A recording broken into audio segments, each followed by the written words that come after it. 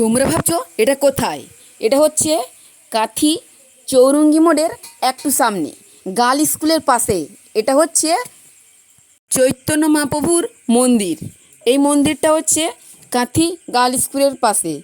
এই মন্দিরটার নকশা অনেকটা জগন্নাথ মন্দিরের মতো, তাই এসেছিলাম প্রভুর কাছে। চৈতন্য মহাপ্রভু, এটা হচ্ছে দারোয়া যাওয়ার রাস্তায় তোমার গার্ল স্কুলের পাশে।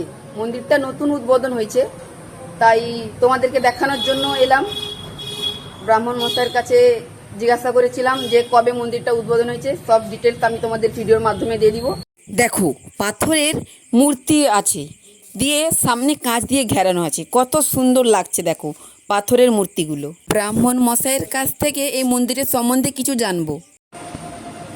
আমাদের মন্দির নতুন 10ই এপ্রিল নতুন উদ্বোধন হয়েছে।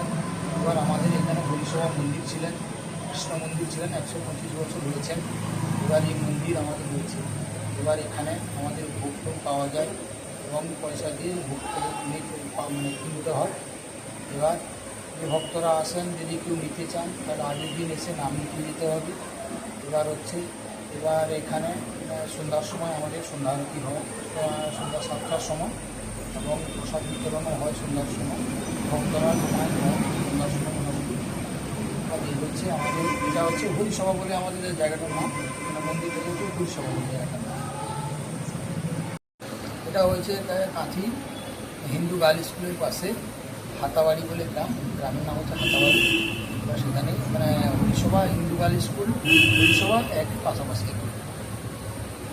দেখো মন্দিরের ভিউটা কত সুন্দর লাগছে, বাইরে থেকে এত সুন্দর লাগছে। আর ভেতরে নকশাগুলো দেখো, ওপরে জগন্নাথ ঠাকুরের ফটো রাখা আছে। এইটা হচ্ছে মন্দিরের ভেতরে। দেখা হচ্ছে নেক্সট কোনো ভিডিওতে।